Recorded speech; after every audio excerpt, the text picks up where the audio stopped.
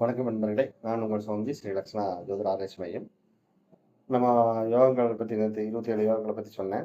அதில் எது எது சுபயோகங்கள், எது எது அசுப யோகங்களை பற்றி நம்ம இன்னைக்கு பார்க்கலாம். சரிங்களா? சுபயோகங்கள் 18 யோகங்கள் சுபயோகங்களாக வருது.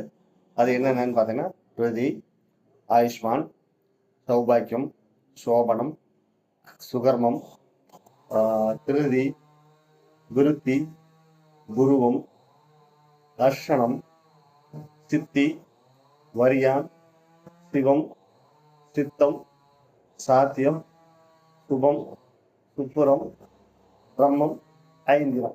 இந்த 18 பார்த்தீங்கன்னா சுபயோகங்களாக வருது. இதோட பயன்பாடுகள் பார்த்தீங்கன்னா திருமணத்துக்கு, சீமந்தம், காது குத்துறதுக்கு, வீடு குடியேறதுக்கு, புதுசாக தொழில் தொடங்குறதுக்கு, முதலீடுகள்லாம் செய்யறதுக்கு இந்த 18 யோகங்களை இருக்கக்கூடிய நாட்கள் நம்ம சிறந்த நாட்களாக பார்த்து நம்ம இது பண்ணலாம். சரிங்களா? அசுப யோகங்கள் அப்படிங்கிறது பார்த்தீங்கன்னா 9 யோகங்கள் அசுப யோகங்களாக வருது. அது விஷ்கம்பம், அதிகண்டம், கண்டம், சூளம், வியாகதம், வஜ்ரம், வியதிபாதம், பரிகம், வைத்திருதி. இந்த 9 பார்த்தீங்கன்னா அசுப யோகங்களாக சொல்லப்படுது. சரிங்களா? இந்த 9 யோகங்களில் ஒரு காரியங்களை நல்ல காரியங்கள், சுப காரியங்களை தான் தவிர்க்கிறது ரொம்ப நல்லது. பரிகத்தோட முற்பகுதி முதல் சில நாளைகள் மட்டுமே அசுபமாக கருதப்படும். மீதி நாளைகள் சுபகாரியங்களுக்கு பயன்படுத்த. இந்த யோகத்தோட முக்கியத்துவம் என்னன்னு கேட்டீங்கன்னா, ஒரு மனுஷன் பிறக்கும் போது வானில் என்ன நித்திய யோகம் நடக்குதோ அது அவனோட மனோபாவத்தையும் குணத்தையும் தீர்மானிக்குது. நட்சத்திரம் பார்த்தீங்கன்னா உடல் அமைப்பையும், திதி செல்வ நிலையும் குறிக்குது.